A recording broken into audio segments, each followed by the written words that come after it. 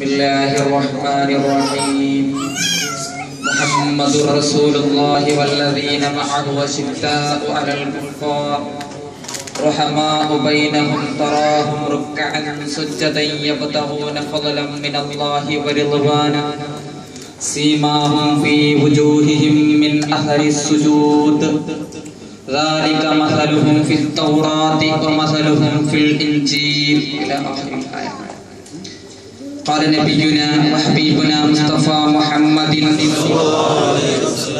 كل أمتي يدخلون الجنة إلا من أبى قيل من أبى يا رسول الله صلى الله عليه وسلم من أطاعني دخل الجنة ومن عصاني فقد أبى. വേദിയിൽ ഉപവിഷ്ടരായ ബഹുമാനപ്പെട്ട നേതാക്കൾ, അതുപോലെ എൻ്റെ മുമ്പിലുള്ള ഏറ്റവും ബഹുമാനമുള്ള KICയുടെ പ്രവർത്തകർ, അതുപോലെ തന്നെ ഇതിന് മുമ്പ് പ്രസംഗിച്ച പ്രാസംഗികർ, പാട്ടുപാടിയ ഗായകന്മാർ, അതുപോലെ തന്നെ എൻ്റെ മുമ്പിലുള്ള നമ്മുടെ ഭാവി നേതാക്കളായ ഒരുപക്ഷെ നമ്മളുടെ നാടിന്, നമ്മളുടെ ജമാഅത്തുകൾക്ക് നേതൃത്വം വഹിക്കേണ്ട കുഞ്ഞുമക്കൾ, ഈ ഒരു വേളയിൽ ഒരു സുദീർഘമായ പ്രസംഗം നടത്താൻ അതിനുള്ള സമയവും അല്ല, അതിനുള്ള ഒരു അർഹതപ്പെട്ട ആളും നിങ്ങളുടെ മുമ്പിൽ നിൽക്കുന്നുമില്ല. ഒരു പക്ഷേ ഞാൻ വന്നത് തന്നെ ഈ വേദിയിലുള്ള ആളുകളുടെ ഓരോരോ വാക്കുകൾ കേൾക്കാൻ വേണ്ടിയിട്ടാണ്. കന്നഡത്തിൽ ഒരു വാക്കുണ്ട്, തുമ്പിത കൊട തുളുക്കതു. നിറഞ്ഞ കുടം ഒരിക്കലും അത് സ്ലാക്ക് ആവുന്നില്ല, അത് ശബ്ദമുണ്ടാക്കുന്നില്ല, അത് അനങ്ങിയിരിക്കും, മൗനമായിരിക്കും. അത് നിയന്ത്രിക്കുന്നത് മൗനത്തോടു കൂടെയാണ്. നമ്മളൊക്കെ ആ വെള്ളമില്ലാത്ത കുടമാണ്, അതിങ്ങനെ ശ്രദ്ധിച്ചുകൊണ്ടിരിക്കും, ശബ്ദം മാത്രമേ ഉള്ളൂ. ഒരുപക്ഷെ മൈദുകുട്ടി ഹാജി ദീപ അല്ലെങ്കിൽ എവിടെയുള്ള നേതാക്കന്മാർ പറയുന്ന ഒരു വാക്കിനെ വിശദീകരിച്ചുകൊണ്ട് പറയുക എന്നുള്ള ഒരു ദൗത്യം മാത്രമാണ്. അവർ പറയുന്ന ഒരു വാക്കും നമ്മൾ പറയുന്ന ഒരു മണിക്കൂറിന്റെ വാക്കുകളും സമമായിരിക്കും, ഒരു സംശയവുമില്ല. ഒരുപക്ഷെ ഞാൻ ഈ അടുത്ത് ചിന്തിച്ചു പോവുകയാണ്, നമ്മളുടെ ജർമ്മനിയിൽ അല്ലെങ്കിൽ ഡെൻമാർക്കിൽ അല്ലെങ്കിൽ ഏതെങ്കിലും ഒരു നാട്ടിൽ പ്രവാചകർ സല്ലല്ലാഹു അലൈഹി വസല്ലമ തങ്ങളുടെ കാർട്ടൂൺ വരച്ചതിന് വേണ്ടി എത്ര സംഘടനകൾ വീതിയിൽ നിന്നുകൊണ്ട്, റോഡിൽ നിന്നുകൊണ്ട് പ്രതിഭടിക്കാനും അതിനെക്കുറിച്ച് സ്ട്രൈക്ക് നടത്താനും നമ്മളിൽ സംഘടനകളുണ്ട്, ആളുകളുണ്ട്. അത് ചെയ്യേണ്ടത് തന്നെയാണ്. പക്ഷേ ഒരു 2-3 മാസത്തിന് മുമ്പ് കർണാടകയിൽ വെച്ചുകൊണ്ട് പുതിയതായ ഒരു കന്നഡ പത്രം ഇറങ്ങിയിരിക്കും. അതിന്റെ പേര് ഞാൻ പറയുന്നു. ആ പത്രത്തിൽ വെച്ചുകൊണ്ട് പ്രവാചകർ സല്ലല്ലാഹു അലൈഹി വസല്ലമ തങ്ങളുടെ കാർട്ടൂൺ പുറത്തുവിട്ടു.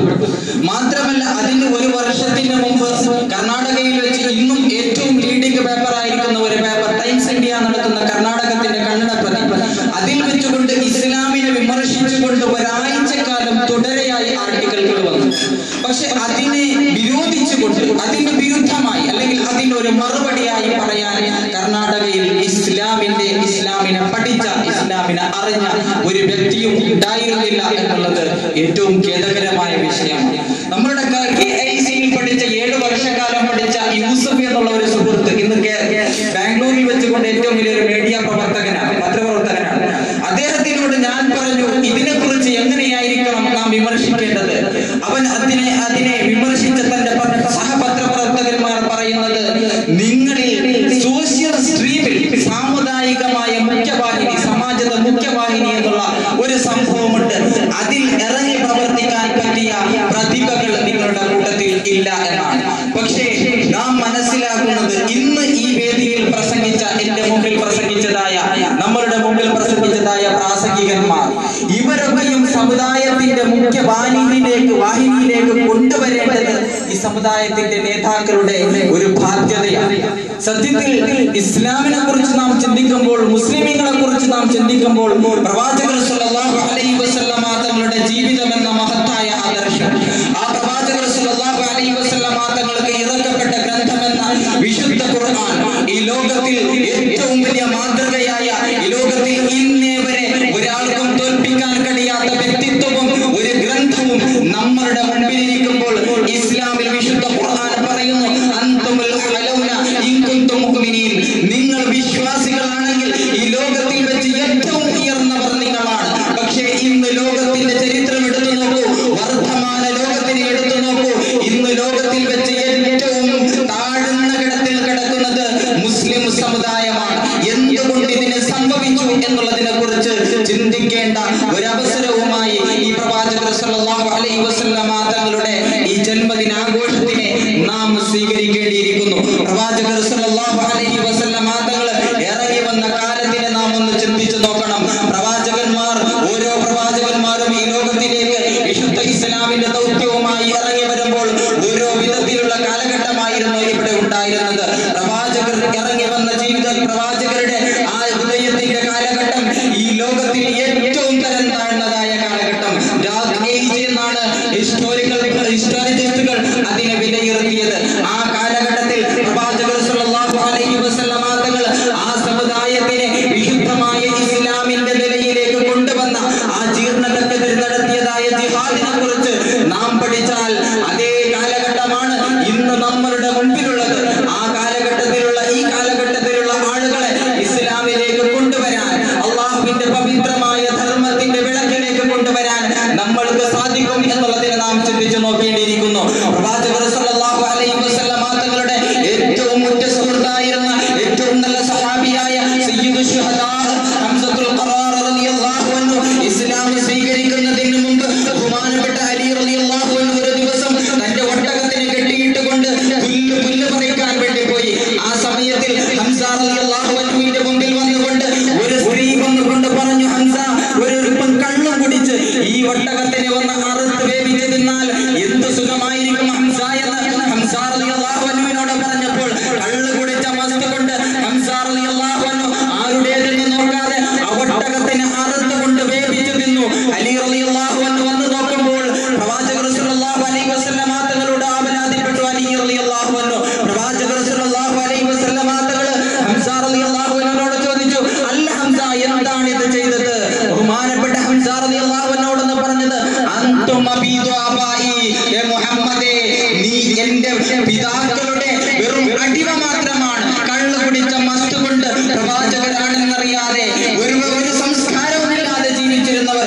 എത്രത്തോളം എന്ന് പറഞ്ഞാൽ ഒരു പാത്രത്തിൽ, കള്ളിന്റെ പാത്രത്തിലേക്ക് ഒരു ഈച്ച വീണാൽ ആ ഈച്ചയെ കണ്ടുകൊണ്ട് അവർ പാടുമായിരുന്നത്രേ, ഈച്ചയെ നീ എത്ര ഭാഗ്യവാൻ, കാരണം കള്ളിന്റെ കുളത്തിലാണല്ലോ നീ നീന്തി കളിക്കുന്നത് എന്ന് അവർ പാടുമായിരുന്നു.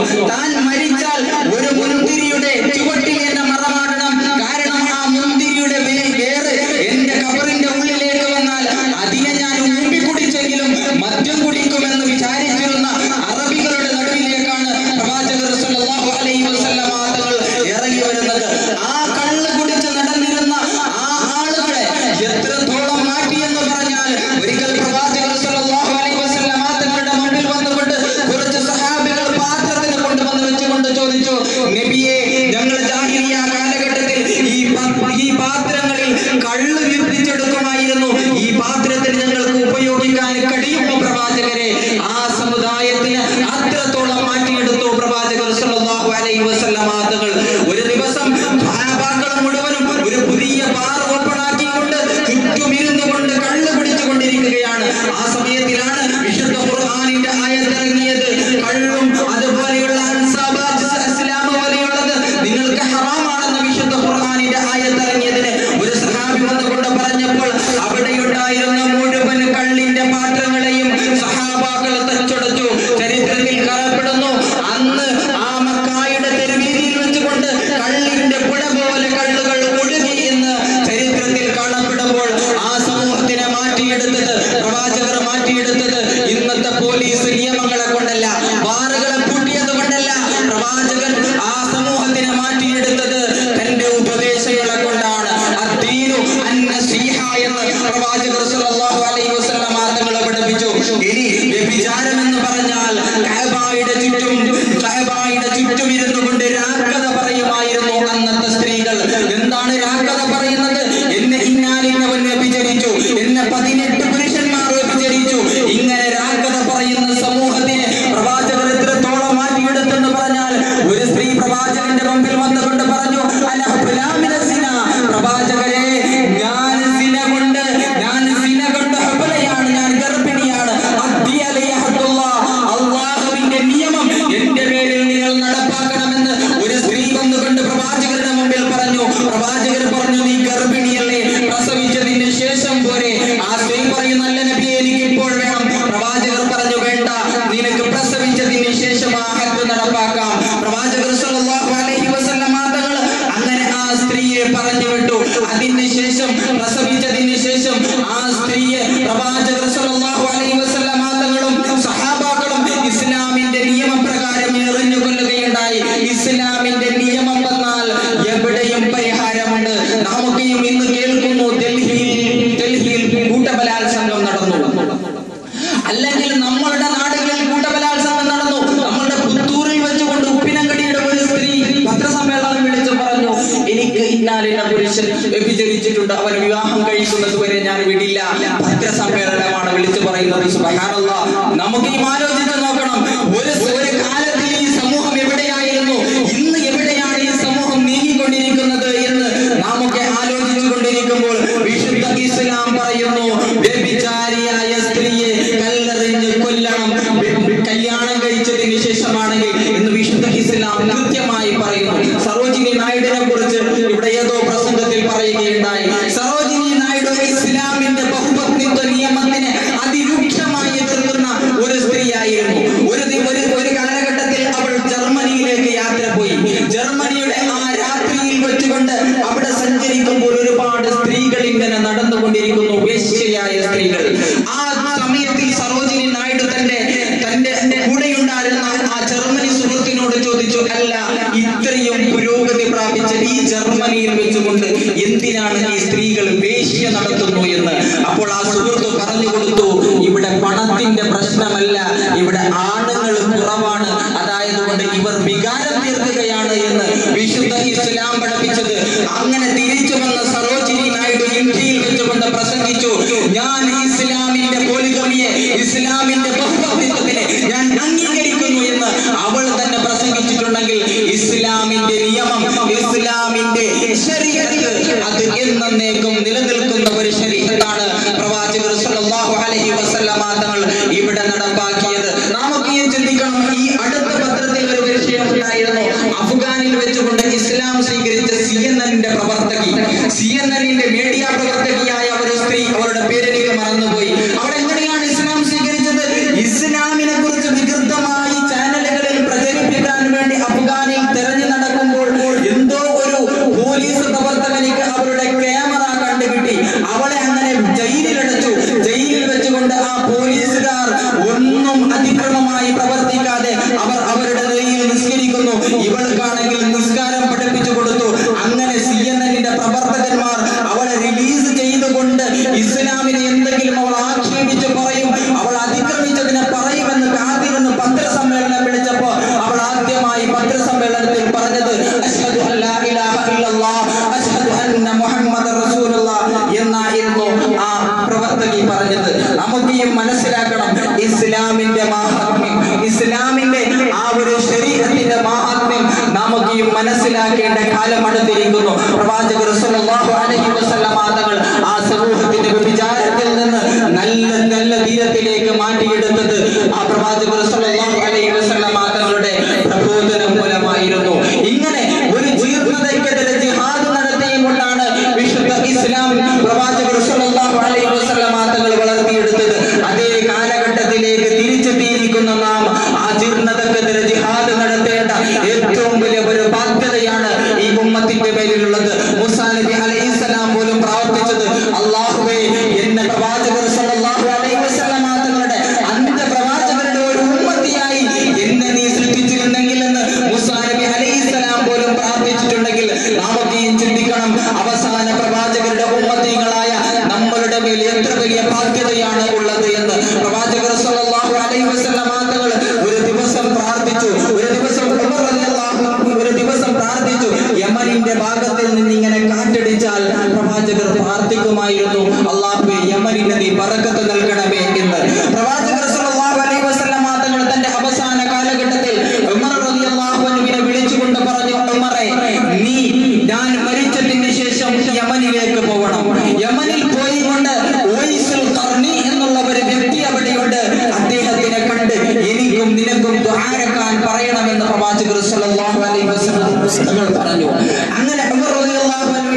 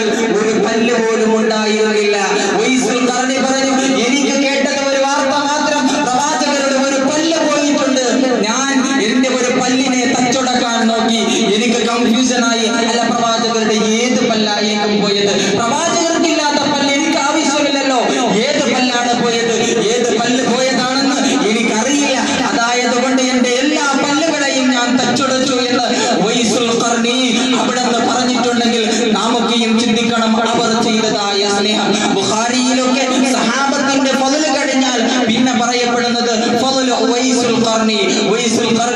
ബഹുമാനപ്പെട്ടവർ ദിവസവും തന്റെ മാതാവിന് വേണ്ടിയുള്ള സേവനങ്ങൾ ചെയ്തു കൊടുക്കും. അത് കഴിഞ്ഞ് നേരെ കർണങ്ങാടിയിലേക്ക് വരും.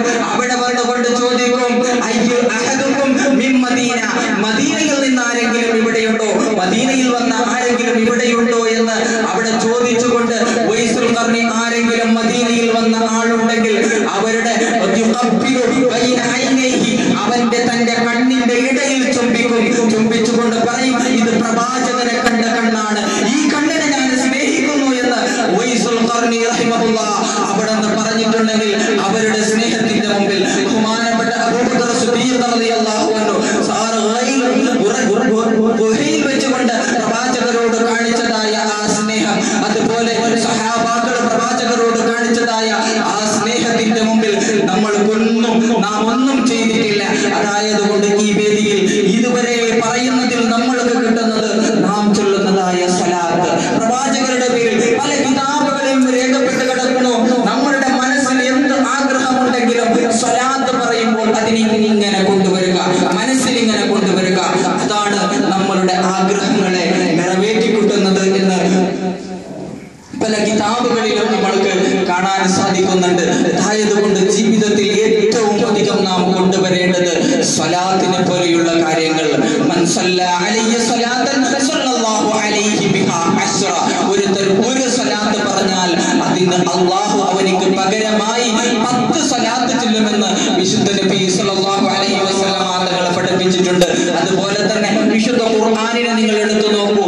ഏത് ഒരു ആജ്ഞ വരുമ്പോഴും വിശുദ്ധ ഖുർആൻ പറയുന്നത് യാ അയ്യുഹല്ലദീന ആമനു, ആദ്യത്തിൽ യാ അയ്യുഹല്ലദീന ആമനു എന്നുള്ളതിനെ കൊണ്ടുവന്ന് വെക്കും. പക്ഷേ സ്വലാത്തിന്റെ കാര്യത്തിൽ അങ്ങനെയല്ല അല്ലാഹു തആല പറഞ്ഞത്. ഇന്നല്ലാഹ വമലായികതഹു യുസല്ലൂന അലൻ നബിയ്യി, മധ്യത്തിലാണ് കൊണ്ടുവന്ന് വെക്കുന്നത്. യാ അയ്യുഹല്ലദീന ആമനു മധ്യത്തിലാണ്. കാരണം ഞാൻ സ്വലാത്ത് പറയുന്നു, എന്റെ മലക്കുകൾ സ്വലാത്ത് പറയുന്നു, യാ അയ്യുഹല്ലദീന ആമനു നിങ്ങളും സ്വലാത്ത് പറയുവീൻ എന്നാണ് വിശുദ്ധ ഖുർആനിൽ പറയുന്നത്. അപ്പൊ പ്രവാചകരുടെ മാഹാത്മ്യം, ആ പ്രവാചകരുടെ ജീവിതത്തിന് നാം പഠിക്കണം. നമ്മളുടെ മക്കൾക്ക് അതിനെ പഠിപ്പിച്ചു കൊടുക്കണം. ഒരു പക്ഷേ മുൻ തലമുറയിൽ നമ്മളുടെ പ്രവാചകരുടെ ജീവിതം പഠിക്കാത്ത മക്കളായിരിക്കും വന്നുകൊണ്ടിരിക്കുക. അതായത് കൊണ്ട് എന്റെ ബഹുമാനപ്പെട്ട സുഹൃത്തുക്കളോട് പറയാനുള്ളത്, ഈ ഗൾഫിൽ ജീവിക്കുന്ന ഈ സുഹൃത്തുക്കളോട് പറയാനുള്ളത്, വിശുദ്ധ ഇസ്ലാമിന്റെ ആദർശത്തിനെ പ്രബോധനം ചെയ്യുക എന്നുള്ള ദൗത്യം കൊണ്ടാണ് ഇവിടെ എല്ലാ അംബിയാ മുർസലീങ്ങളും വന്നതെങ്കിലും പ്രവാചകർ സല്ലല്ലാഹു അലൈഹി വസല്ലം തങ്ങൾ തന്റെ അവസാനത്തെ പ്രഭാഷണത്തിൽ വെച്ചുകൊണ്ട് പ്രവാചകർ പറഞ്ഞു, സഹാബാക്കൾ പറയുന്നു, ഒരു യാത്ര പറയുന്നവന്റെ പ്രഭാഷണം പോലെയുണ്ട് ഈ പ്രഭാഷണം. നമ്മളുടെ കണ്ണുകളൊക്കെയും ഒലിച്ചു. ആ പ്രസംഗത്തിൽ പ്രവാചകർ പറഞ്ഞ ഒരുപാട് വിഷയങ്ങളുണ്ട്, വളരെ പ്രാധാന്യമായ വിഷയങ്ങൾ. പ്രവാചകർ പറയുന്നു, എന്റെ ശേഷം ഒരുത്തൻ ജീവിക്കുകയാണെങ്കിൽ എന്റെ സമുദായത്തിൽ ഒരുപാട് ഭിന്നതകൾ കാണും, ഒരുപാട് പാർട്ടികൾ കാണും, ഒരുപാട് വാദവിവാദങ്ങൾ കാണും. ആ സമയത്തിൽ നിങ്ങൾ പോകേണ്ടത് ഏതെങ്കിലും പ്രവാചകന്റെ പിന്നിലല്ല. ഒരുത്തൻ 1 മണിക്കൂർ വന്ന് പ്രസംഗിച്ചു സിയാറത്ത് പാടില്ല എന്ന് അവന്റെ പ്രഭാഷണം കേട്ടപ്പോൾ എനിക്ക് തോന്നി, അദ്ദേഹം പറയുന്നത് ശരിയല്ലേ, പിന്നെന്തിനാണ് അള്ളാഹു ഇരിക്കുമ്പോ ഔലിയാക്കന്മാരുടെ അടുത്തേക്ക് ഞാൻ പോണോ? അദ്ദേഹത്തിന്റെ പ്രഭാഷണം കേൾക്കുമ്പോൾ സ്വീകരിക്കേണ്ടതല്ല ഇസ്ലാം, അദ്ദേഹത്തിന്റെ വാക്ചാതുര്യം കണ്ട് സ്വീകരിക്കേണ്ടതല്ല ഇസ്ലാം. ഇസ്ലാമിന് വ്യക്തമായ സുന്നത്തുണ്ട്. വിശുദ്ധ പ്രവാചകർ സല്ലല്ലാഹു അലൈഹി വസല്ലം തങ്ങൾ പറയുന്നു, അവസാന കാലഘട്ടത്തിൽ നിങ്ങൾ ചെയ്യേണ്ടത് എന്റെ സുന്നത്തിനെ നിങ്ങൾ മുറുകെ പിടിക്കുക. എന്റെ സുന്നത്ത് എന്ന് പറഞ്ഞാൽ എന്താണ്? പ്രവാചകരുടെ ജീവിതം. ആ പ്രവാചകരുടെ ജീവിതം പഠിക്കാണ്ട് എങ്ങനെയാണ് പ്രവാചകരുടെ സുന്നത്തിനെ നാം മുറുകെ പിടിക്കുന്നത്? എന്നാണ് പറഞ്ഞത്. നിങ്ങളുടെ അണപ്പല്ലിനെ കൊണ്ട് മുറുകെ പിടിക്കുക. മുമ്പല്ല് കൊണ്ട് ഒരു വസ്തുവിനെ കടിച്ചു പിടിച്ചാൽ ചിലപ്പോൾ തെറിച്ചു പോകും. അണപ്പല്ല് കൊണ്ട് കടിച്ചു പിടിച്ചാൽ പല്ലും വസ്തുവും തെറിച്ചു പോകും, അല്ലാതെ ആ വസ്തു മാത്രം തെറിച്ചു പോവില്ല. അതുകൊണ്ടാണ് പ്രവാചകർ പറയുന്നത്, കാലഘട്ടം അത്രയും മോശമാണ്. ഒരു പക്ഷേ മുമ്പല്ല് കൊണ്ട് കടിച്ചു പിടിക്കണ്ട, അണപ്പല്ല് കൊണ്ട് കടിച്ചു പിടിച്ചോ. പുതുതായി വരുന്ന വാദങ്ങളെ നിങ്ങൾ സൂക്ഷിക്കുക. ഓരോ പുതുതായ വാദങ്ങളും ബിദ്അത്താണ്. എല്ലാ ബിദ്അത്തുകളും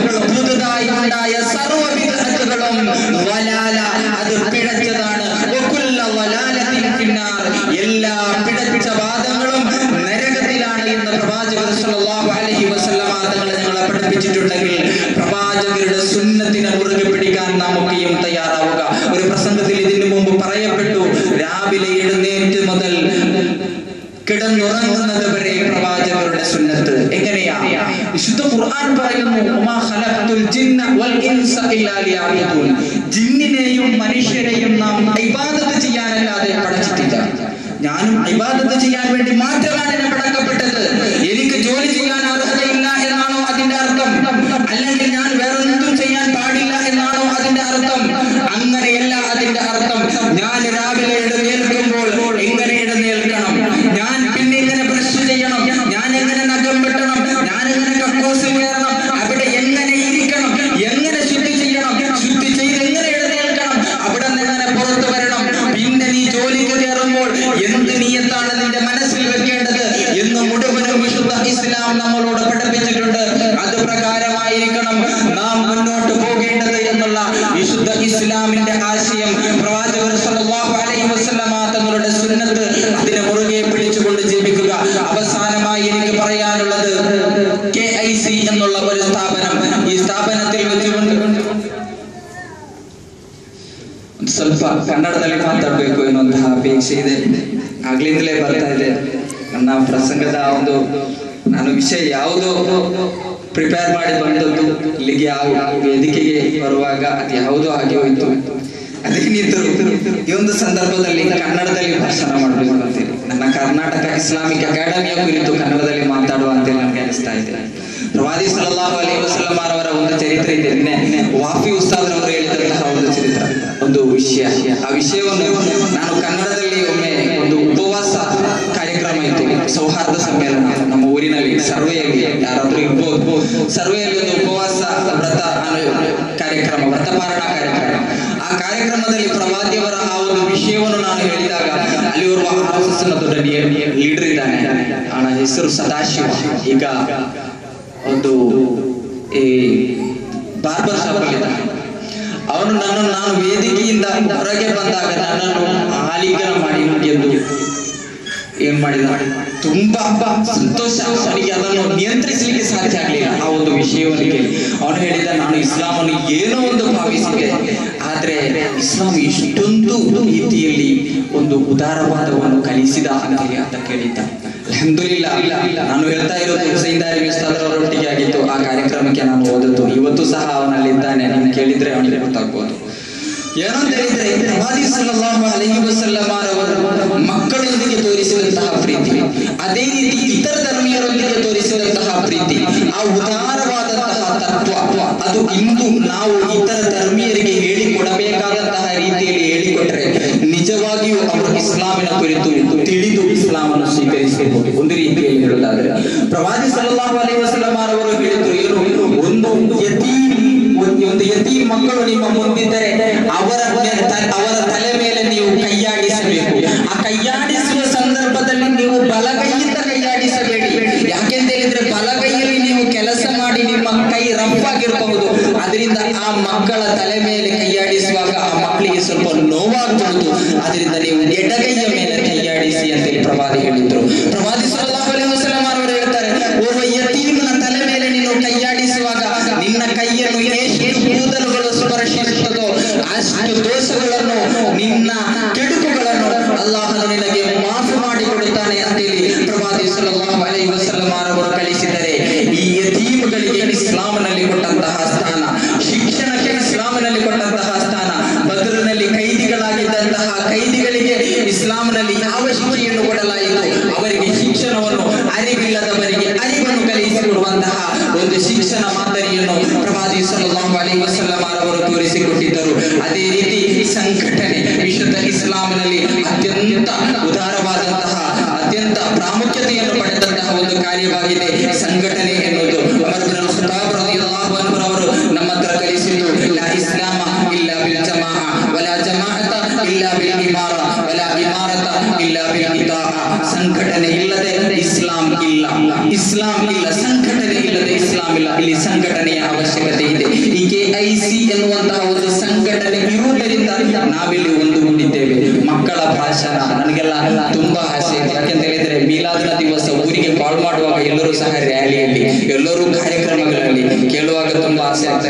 ಆದ್ರೆ ಇಲ್ಲಿಗೆ ಬಂದಾಗ ಆ ಒಂದು ಆಸೆ ಇಲ್ಲಿ ನೆರವೇರಿಸಿತ್ತು. ಯಾಕೆಂದ್ರೆ ಮಕ್ಕಳು ಯಾವ ರೀತಿಯಲ್ಲಿ ಹೇಳಲಿ, ಏನು ಮಾಡಲಿ, ಅವರು ನೀಡುವಂತಹ ಪರ್ಫಾರ್ಮೆನ್ಸ್ ಅದು ಪ್ರವಾದಿ ಸಲ್ಲಲ್ಲಾಹು ಅಲೈಹಿ ವಸಲ್ಲಂ ಅವರ ಪ್ರೀತಿಯಿಂದ ಬರುವಂತಹ ಕಾರ್ಯಕ್ರಮ.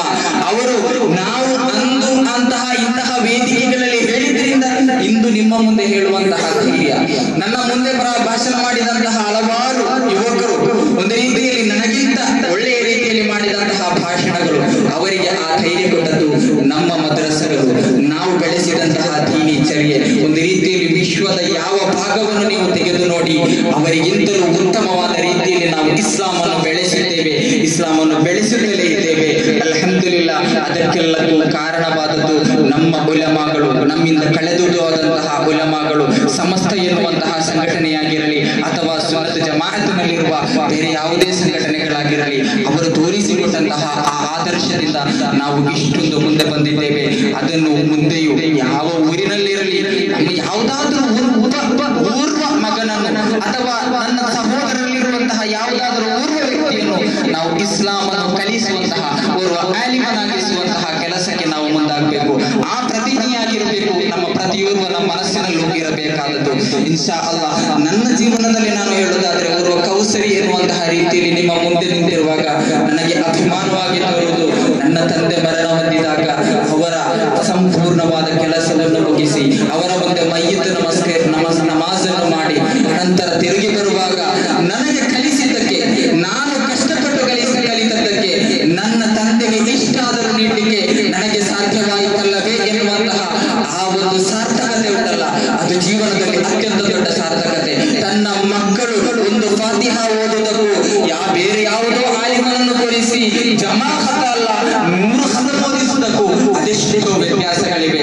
ಆದ್ರಿಂದ ಇಲ್ಲಿ ಪ್ರವಾದಿಯವರ ಆ ಒಂದು ಮಹಿಮೆಯನ್ನು ಹೇಳಿ ಮುಗಿಸಲಿಕ್ಕೆ ನನ್ನಿಂದ ಸಾಧ್ಯ ಇಲ್ಲ. ಅದು ಎಂದು ಆ ಒಂದು ವಿಷಯವನ್ನು ತೆಗೆದು ನಾವು ಪ್ರವಾಸನ ಮಾಡುವಾಗ ಯಾವುದನ್ನು ಹೇಳ್ಬೇಕು, ಯಾವುದನ್ನು ಬಿಡ್ಬೇಕು ಎನ್ನುವಂತಹ ಲೆಂತ್ ಅದು ಸಿಗ್ಲಿಕ್ಕಿಲ್ಲ. ಆದ್ರೆ ನಾನು ಇಲ್ಲಿ ಹೇಳ್ತಾ ಇರೋದು KIC ಎನ್ನುವಂತಹ ಸಂಸ್ಥೆ. ಆ ಸಂಸ್ಥೆಗೆ ನೀವು ಸಹಕಾರ ನೀಡ್ತಾ ಇದ್ದೀರಾ. ಆದ್ರೆ ನಿಮ್ಮ ಕುಟುಂಬದಲ್ಲಿ ಯಾರಾದರೂ ಓರ್ವ ಮಗನಿದ್ದರೆ ಅವನನ್ನು ಅಲ್ಲಿಗೆ ಕೊಂಡು ಹೋಗಿ ಸೇರಿಸಿ. 1 ವರ್ಷ 2 ವರ್ಷ 3 ವರ್ಷ ಅಷ್ಟು ಸಾಕು, ಹೆಚ್ಚೇನು ಬೇಡ, ಅಷ್ಟಾದ್ರೂ ಕಲಿಯಲಿ. ಅದಕ್ಕೆ ನೀವು ಪ್ರತಿಜ್ಞೆಯನ್ನು ಪಡೆಯಬೇಕು. ಯಾಕೆಂತ ಹೇಳಿದ್ರೆ ಇನ್ನು ಮುಂಬರುವ ಕಾಲಗಳಲ್ಲಿ ಯಾರಾದ್ರೂ ಮರಣ ಹೊಂದಿದ್ರೆ ಲಾಕ್ ಮಾಡಿ ಕೆಲಸದವರನ್ನು ಕಳುಹಿಸಿ ಕ್ಲೀನ್ ಮಾಡಿಸುವಂತಹ ಕಾಲ ಅತ್ಯಂತ ದೂರವಿಲ್ಲ. ಆದ್ರಿಂದ ನಾವೆಲ್ಲರೂ ಮನಗಾಣಬೇಕಾದದ್ದು ನಮ್ಮ ಕುಟುಂಬದಲ್ಲಿ ಓರ್ವ ಆಲಿಮರಿರಬೇಕು, ನಮ್ಮ ಮನೆಯಲ್ಲಿ ಓರ್ವ ಆಲಿಮರಿರಬೇಕು, ದೀನನ್ನು ಕಲಿತವನಿರಬೇಕು, ದೀನನ್ನು ಹೇಳಿಕೊಡಲು ಅರ್ಹತೆಯವನು ಇರಬೇಕು. ಅದೇ ರೀತಿ ಸಮಾಜದ ಮುಖ್ಯ ವಾಹಿನಿಯಲ್ಲಿ ನಮ್ಮ ಮಕ್ಕಳನ್ನು, ನಮ್ಮ ಯುವಕರನ್ನು ಮುಂದೆ ತರಬೇಕಾದಂತಹ ಕೆಲಸವನ್ನು ಕೂಡ ನಮ್ಮ ಸಂಘಟನೆಗಳು ಮಾಡಬೇಕು. ನಾನು ಪ್ರಥಮ ಪ್ರವಾಸನದಲ್ಲಿ ಒಂದು ವಿಷಯವನ್ನು ಹಲವಾರು ಬಾರಿ ನನ್ನಲ್ಲಿ ಅದನ್ನು ಆವರ್ತಿಸಿದ್ದಾರೆ. ಇನ್ಶಾ ಅಲ್ಲಾಹ್ ಅದಕ್ಕೆ ಒಂದು ಪ್ರಾಜೆಕ್ಟ್ ನಾವು ರೆಡಿ ಮಾಡಬೇಕು. ಯಾಕಂತ ಹೇಳಿದ್ರೆ ಕರ್ನಾಟಕದಲ್ಲಿ ಮಂಗಳೂರು, ಕೊಡಗು ಈ 2 ಜಿಲ್ಲೆಗಳನ್ನು ಕಳೆದು ಹೋದರೆ, ಕೊಡಗು ಅದೇ ರೀತಿ ಉಡುಪಿಯ ಕೆಲವು ಭಾಗಗಳು, ಈ 3 ಜಿಲ್ಲೆಗಳನ್ನು ಕಳೆದು ಹೋದರೆ ಅನಂತರ ಕಾಣುವುದು ಇಸ್ಲಾಮಿನ ಗಂಧಗಾಳಿ ಇಲ್ಲದಂತಹ ಒಂದು ಸಮಾಜ. ಎಷ್ಟಂತ ಹೇಳಿದ್ರೆ ಗುರುವಾರ ರಾತ್ರಿ ಆದರೆ ಎಲ್ಲರೂ ಸಹ ಕಬರ್ನ ಹತ್ರ ಬರ್ತಾರೆ. ಯಾಕೆ? ಹಾಲು ಇದ್ದಾರೆ. ನಾ ಇಲ್ಲಿ ಸತ್ತು ಹೋಗಿರುವಂತಹ ಮರಣ ಹೊಂದಿರುವಂತಹ ವ್ಯಕ್ತಿಗೆ ಹಾಳು ಅಂದ್ರೆ ಇಷ್ಟ, ಆದ್ರಿಂದ ನಾನು ಹಾಳು ಕೊಡ್ತಾ ಇದ್ದೇನೆ. ಶುಕ್ರವಾರ ಅಂತ ಹೇಳಿಲ್ಲ, ಈದ್ ಮಿಲಾದ್ ಅವರಿಗೆ ಗೊತ್ತಿದೆ. ಅನಂತರ ಬರುವುದು ಶಬೆ ಬರಾತ್ನ ದಿವಸ ಎಲ್ಲರೂ ಮಸೀದಿಗೆ ಬರ್ತಾರೆ. ರಾತ್ರಿಯಿಂದ ಬೆಳಗಿನವರೆಗೆ ಮಸೀದಿಯಲ್ಲಿ ಇರ್ತಾರೆ. ಅನಂತರ ವ್ರತ ಎಂದರೆ ಏನು ಗೊತ್ತಿಲ್ಲ, ಶುಕ್ರವಾರ ಅಂತ ಹೇಳಿದ್ರೆ ಏನು ಗೊತ್ತಿಲ್ಲ. ಪ್ರತಿ ಅಂಗಡಿಗಳಿಗೆ ನೀವು ನೋಡಿ, ಅಲ್ಲಿ ಒಂದು ಫೋಟೋ ಇರ್ತದೆ. ಯಾರ ಫೋಟೋ ಅಂತ ಕೇಳಿದ್ರೆ ಅದು ಪ್ರವಾದಿ ಸಲ್ಲಲ್ಲಾಹು ಅಲೈಹಿ ವಸಲ್ಲಂ ಅವರ ಫೋಟೋ. ಅದರ ಮುಂದೆ ಅಗರಬತ್ತಿ ಇರ್ತದೆ. ನಿಜವಾಗಿಯೂ ಇರ್ತದೆ, ನೀವು ಕೇಳಿ ನೋಡಿ. ಅವರ ಹೆಸರು ಬಾಬು, ಕೆಲವರ ಹೆಸರು ಸಂಶುದ್ದೀನ್, ಎಲ್ಲರೂ ಮುಸಲ್ಮಾನರು. ಕೆಲವರ ಹೆಸರು ದೀರ್ಘವಾದಂತಹ ಹೆಸರು. ಓರ್ವನಲ್ಲಿ ನಾವು ಕೇಳಿದ್ದೀವಿ, ನಿಮ್ಗೆ ನಿಮ್ಮ ಹೆಸರೇನು? ಉದ್ದವಾದಂತಹ ಹೆಸರು. ಫಾತಿಹಾ ಓದ್ಲಿಕ್ಕೆ ಗೊತ್ತಾ? ಇಲ್ಲ, ನನ್ನ ದೊಡ್ಡಪ್ಪ ಅವರು ಮುಲ್ಲಾ ಇದ್ದಾನೆ, ಅವನಿಗೆ ಬಿಸ್ಮಿಯಲ್ಲ ಓದ್ಲಿಕ್ಕೆ ಗೊತ್ತು, ಅವನು ಅದಾನೆಲ್ಲ ಹೇಳ್ತಾನೆ. ಇವನಿಗೆ ಬಿಸ್ಮಿಯ ಹೊರತು ಅವನಿಗೆ ಇಸ್ಲಾಂ ಅಂತ ಹೇಳಿಕೆ ಗೊತ್ತಿಲ್ಲ. ಅವರು ಈದ್ ಮಿಲಾದ್ ದಿವಸವಾದ್ರೆ 1 ಗಂಟೆ 2 ಗಂಟೆ ಸ್ಟ್ರೈಕ್ ಮಾಡ್ತಾರೆ, ರ್ಯಾಲಿ ಮಾಡಿ ಅಲ್ಲಿ ಬ್ಲಾಕ್ ಮಾಡ್ತಾರೆ. ಇಸ್ಲಾಮಿನ ಕುರಿತು ಗಂಧ ಗಾಳಿ ಇಲ್ಲದಂತಹ ಒಂದು ಸಮಾಜ ನಮ್ಮ ಮುಂದಿದೆ. ಅದಕ್ಕೆ ಉತ್ತರ ಹೇಳಬೇಕಾದಂತಹ ಜವಾಬ್ದಾರಿ ನಮ್ಮ ಮುಂದಿದೆ. ಯಾಕೆಂತ ಹೇಳಿದ್ರೆ ಇಸ್ಲಾಮಿನ ಕುರಿತು ಎಲ್ಲವನ್ನೂ ನಾವು ಕಲಿತಿದ್ದೇವೆ.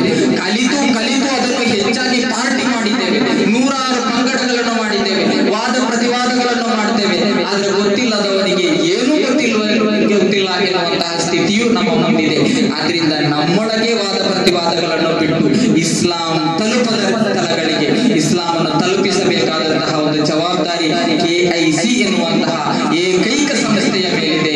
ಅದು ನಿಜವಾಗಿಯೂ ಇದೆ. ಅದರ ಉದ್ದೇಶವು ನಮ್ಮ ಪ್ರಾರಂಭಿಕ ಘಟ್ಟದಲ್ಲಿ ಅದೇ ಆಗಿದ್ದು, ಅದಕ್ಕೆ ಒಂದು ಪ್ರಾಜೆಕ್ಟ್ ಅನ್ನು ಕರ್ನಾಟಕ ಇಸ್ಲಾಮಿಕ್ ಸೆಂಟರಿನ ಈ ಒಂದು ಗಲ್ಫ್ ಸಮಿತಿ ಅದಕ್ಕೆ ತಯಾರಿಸಬೇಕು ಎನ್ನುವಂತಹ ಅಪೇಕ್ಷೆಯು ನಮ್ಮೊಂದಿಗಿದೆ. ಅದೇ ರೀತಿ ಕರ್ನಾಟಕ ಇಸ್ಲಾಮಿಕ್ ಅಕಾಡೆಮಿಯಲ್ಲಿ ಈಗ ಎದುರುಗೊಳ್ಳುತ್ತಿರುವಂತಹ ಮತ್ತೊಂದು ಸಮಸ್ಯೆ ಕ್ಯಾಂಟೀನ್ ಸಮಸ್ಯೆ, ಅದನ್ನು ಬಗೆಹರಿಸ್ತಾ ಇದ್ದೇವೆ.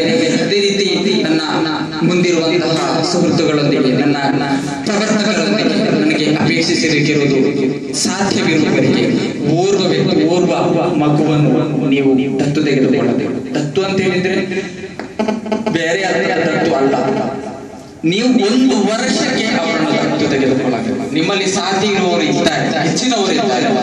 ದೊಡ್ಡ ಕೆಲಸವೇನೂ ಇಲ್ಲ, ಒಂದು 10,000 ರೂಪಾಯಿಯ ಖರ್ಚು, 2